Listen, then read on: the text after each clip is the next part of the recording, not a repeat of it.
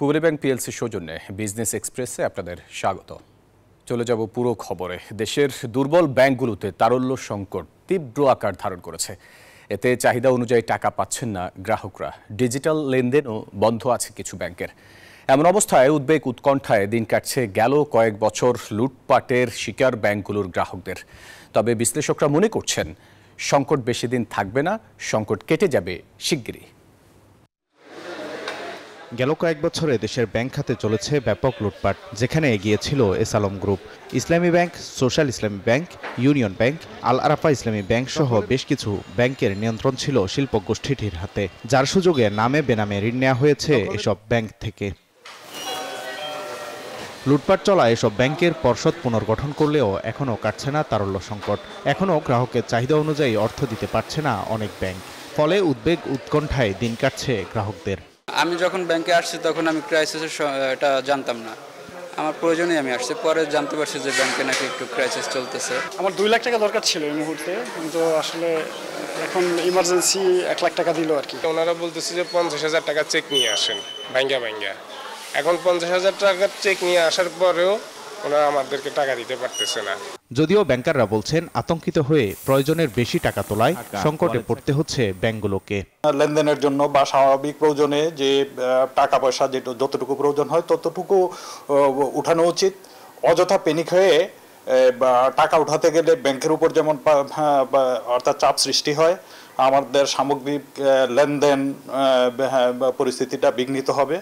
Bank দেউলিয়া হবে কিনা এমন আতঙ্কেও আছেন অনেকে। যদিও সম্প্রতি কেন্দ্রীয় ব্যাংকের গভর্নর জানিয়েছেন গ্রাহকের স্বার্থই প্রাধান্য পাবে তাদের কাছে। বিশ্লেষকরা বলছেন দেউলিয়া হলে নিয়ম অনুযায়ী অর্থ ফেরত পাবে গ্রাহক। যাদের ডিপোজিট 2 লক্ষ টাকা বন্ধ, তারা ইনস্ট্যান্টলি 2 লক্ষ টাকা ফেরত পেয়ে যাবে যদি ব্যাংকটা দেউলিয়া হয়। আর বাকি টাকাটা ব্যাংক এই যে টাকাটা নিয়ে ব্যাংক কি করেছে, ব্যাংক নিশ্চয়ই ঋণ দিয়েছে, তাই না, বা অ্যাসেট ক্রিয়েট করেছে।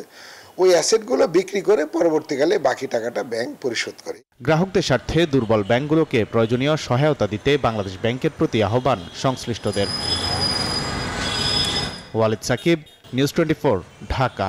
উঠেছে নিত্যপণ্যের বাজার, কমছে না চালের দাম। এখনও বস্তা প্রতি 200 টাকা বেশি দরে চাল কিনতে হচ্ছে খুচরা বিক্রেতাদের। বেড়েছে মাছ, মুরগি ও ডিমের দাম। বন্যার অজুহাতে অতিরিক্ত দামে বিক্রি হচ্ছে চাল। সবচেয়ে বেশি চাহিদার 28 বিক্রি হচ্ছে 58 থেকে 60 টাকায়। পেঁয়াজের কেজি 120 টাকা আর আলুর কেজি 55 থেকে 60। মোটা চাউলটা আগে আসছিল আপনার 48 থেকে 50 টাকা, 55 থেকে 56 টাকা বেচতে হয়।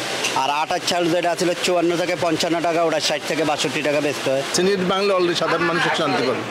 আর যতটুকু জানি চাউলে যথেষ্ট মজুদ আছে। আমদানি যখন হবে তখন আমাদের পেঁয়াজের দাম কমে আসবে। বাজারে কমেছে সবজির দাম, বেশিরভাগই মিলছে 40 থেকে 60 টাকায়। তবে এখনো কাঁচামরিচ 200 আর টমেটোর কেজি 120 টাকা। বাজার মোটামুটি স্বস্তির ভিতরে, মানে আর একটু কমলে ভালো হয়। কাঁকরোলটা মনে করেন যে 60 থেকে 70 টাকা পর্যন্ত দাম। উস্তা আছে 50 টাকা 60 টাকা, কলও আছে 50 টাকা 60 টাকা, ঝিঙ্গা আছে 50 টাকা।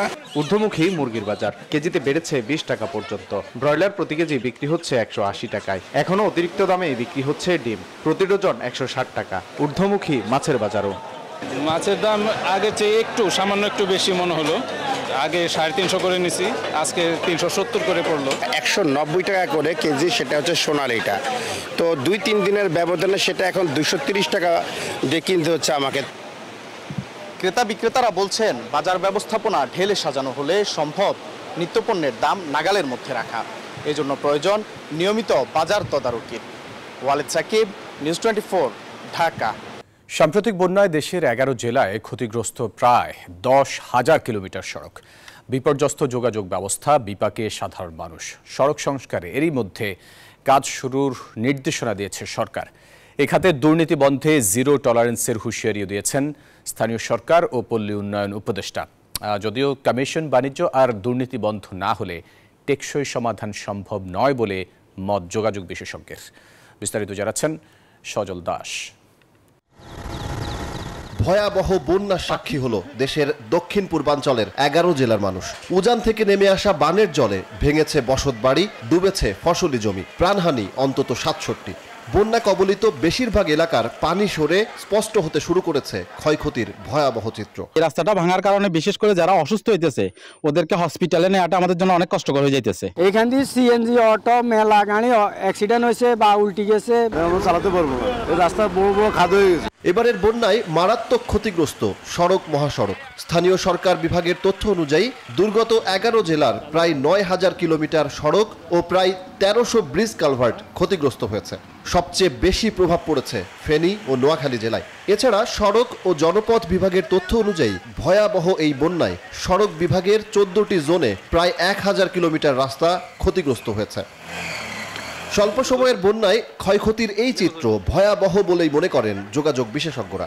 সড়ক নির্মাণে ব্যাপক দুর্নীতি আর কমিশন বাণিজ্য টেকসই উন্নয়নকে বাধাগ্রস্ত করেছে বলে মত এই বিশেষজ্ঞের। আসলে একটা অনুসন্ধান হওয়া উচিত, গবেষণা হওয়া উচিত, যে পরিমাণ খরচ হচ্ছে পুরো টাকাটাই কি আমরা রাস্তার পিছনে ব্যয় করছি কিনা।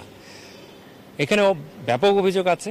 কাজ নেওয়ার আগেই একটা কমিশন দিতে হয় 10 থেকে 15%, এবং কাজ যখন শুরু হয় সেখানে স্থানীয় পর্যায়ে যারা প্রভাবশালী রাজনীতিবিদ আছে, যাদের মাসেল পাওয়ার আছে, তাদেরকে প্রায় 15 থেকে 20% একটা কমিশন দিতে হয়। এই খাতের দুর্নীতি বন্ধে কঠোর হওয়ার বার্তা দিলেন স্থানীয় সরকার উপদেষ্টা। বলছেন রাষ্ট্র সংস্কারের চলমান ধারা যোগাযোগ খাতেও কার্যকর করা হবে। বন্যার পরে আমরা বন্যায় দেখেছি যে রাস্তাঘাট খুব দুরবস্থায় আছে, বেহাল অবস্থায় আছে। চিফ ইঞ্জিনিয়ারকে বলেছি যে এইটা আপনি টপ প্রায়োরিটি দেবেন এবং এখানে কোনো অজুহাত আপনি সামনে রাখবেন না। দেশের যোগাযোগ ব্যবস্থার অন্যতম ভরসা সড়কপথ, তাই এই খাতের টেকসই উন্নয়নের কোনো বিকল্প নেই বলে মত বিশেষজ্ঞদের।